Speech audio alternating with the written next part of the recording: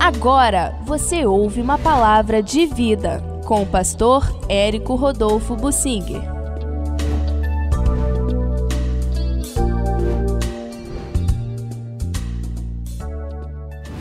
Por amor a Davi, Deus levantou adversários contra Salomão, seu filho. Interessante, a glória de Salomão foi uma bênção dada ao povo de Israel e a toda a humanidade por amor a Davi. Não por amor a Salomão, por amor a Davi. E o Senhor, por amor a Davi, prometeu abençoar toda a sua descendência. Todos nós somos abençoados na descendência de Abraão e todos nós somos abençoados na descendência de Davi, porque Deus amou a Davi. Então, vamos entender isso. Davi fez toda a diferença. Salomão só foi Salomão com aquela glória toda, proteção, paz, bem-sucedido em tudo que ele fazia, por amor a Davi. Vamos ler isso na Bíblia. Em 1 Reis, no capítulo 11, o início do capítulo é muito triste. Relata os erros de Salomão, como ele se entregou às mulheres e através das mulheres acompanhou seus cultos a seus deuses. Por fim, o próprio Salomão seguiu a esses deuses e se afastou completamente do Senhor, deixou de seguir ao Senhor. O versículo 6.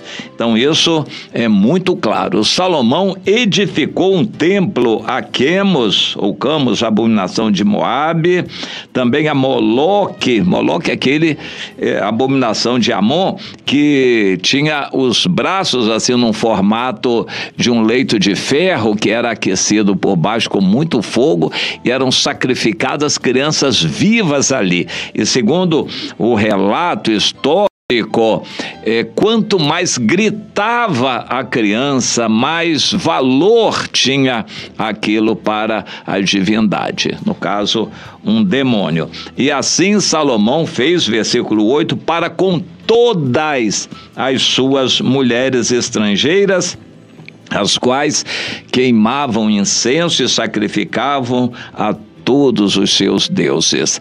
Salomão, atendendo as mulheres, fez tudo aquilo, se afastando por completo do Senhor. Então, o versículo 9 diz que Deus se indignou contra Salomão, pois desviara o seu coração do Senhor. Salomão era completamente desviado e, por isso, o Senhor apareceu de novo e repreendeu, disse que tiraria o reino dele, não nos seus dias por amor a Davi, mas nos dias de seu filho. Tirarei este reino e darei a teu servo, o Jeroboão, que era ainda servo de Salomão. Contudo, não farei nos teus dias, diz o Senhor, por amor de Davi teu pai, mas da mão do teu filho eu o tirarei o reino. Todavia não tirarei o reino todo, darei uma tribo a teu filho, por amor de Davi, nunca em consideração a Salomão, por amor de Davi, meu servo, e por amor de Jerusalém, que eu escolhi. E continua o texto dizendo, e assim Deus levantou contra Salomão um adversário, Haddad, o Edomita. Deus levantou contra Salomão, Jeroboão como adversário. Deus levantou contra Salomão outros adversários. O texto é rico em mostrar que Deus levantou adversários para apertarem a vida de Salomão para ver se ele entendia. Até o fim, Deus agiu com profetas, com adversários, com circunstâncias adversas para ver se o Salomão acordava. Não acordou até o fim, ele continuou desviado e morto espiritualmente.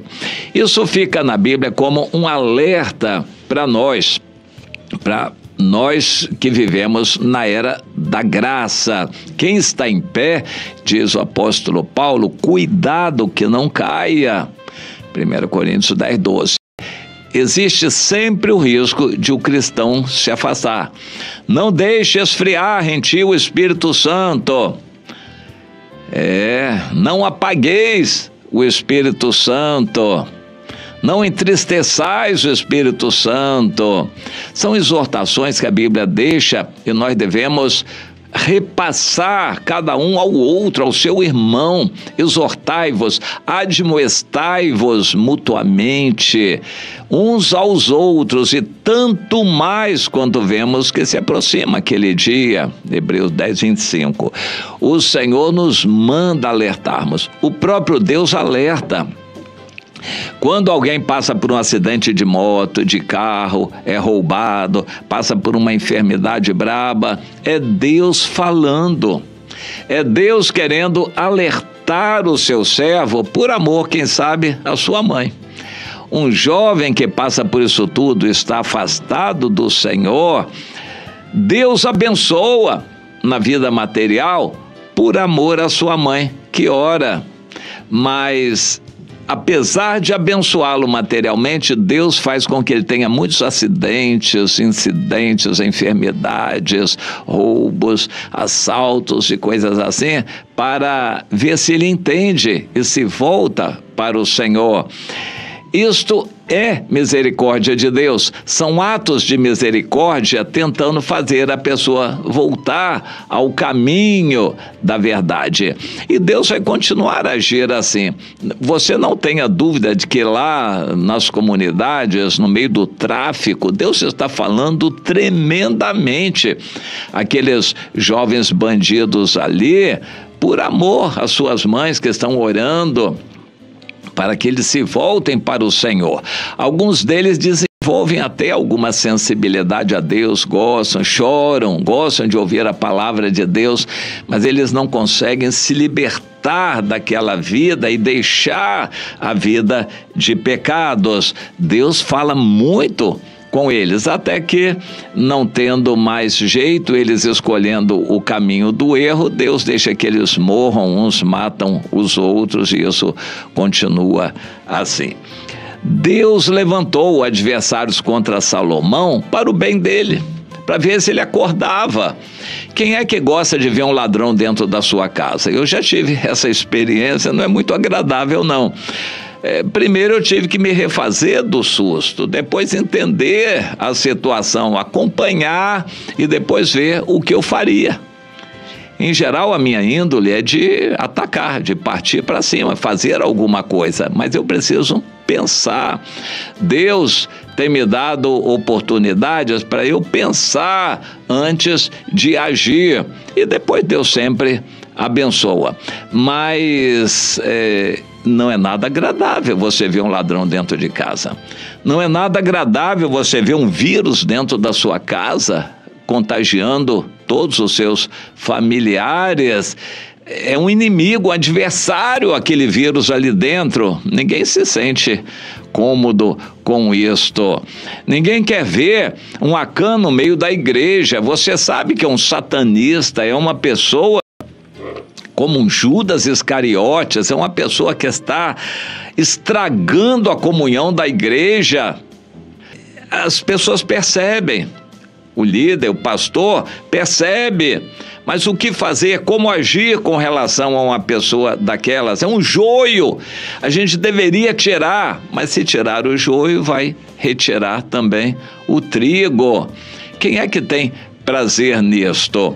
Quando você mora na comunidade e de repente em volta da sua casa o tiroteio come solto, quem é que consegue ficar satisfeito numa situação dessas? Ninguém. Pois é, Deus quer incomodar as pessoas até com brasas vivas sobre a cabeça. Você gosta de colocar brasas acesas na sua cabeça para queimar seus cabelos, sua cabeça? Ninguém gosta disto, mas Deus providencia circunstâncias para nós nos incomodarmos com o pecado, principalmente doenças e enfermidades, para ver se o crente se arrepende do pecado. Mas é muito comum o crente entrar em pânico, em desespero, correndo atrás de todos os recursos da medicina, mas não se volta para Deus. Corre atrás de todos os recursos da medicina, mas não se volta para Deus. O Senhor quer que a gente entenda isto. O que aconteceu com Salomão, descrito aqui no capítulo 11 de 1 Reis, é um exemplo para nós. Deus não deixou de abençoar o Salomão, mas por causa de Davi, seu pai.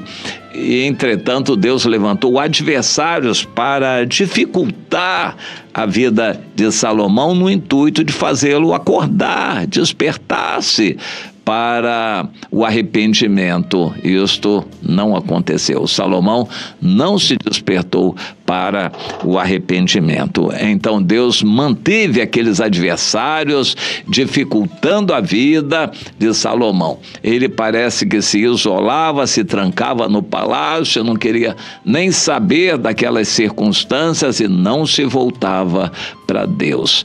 Que você receba esta palavra. Tudo que acontece com você é dirigido por Deus para o seu bem.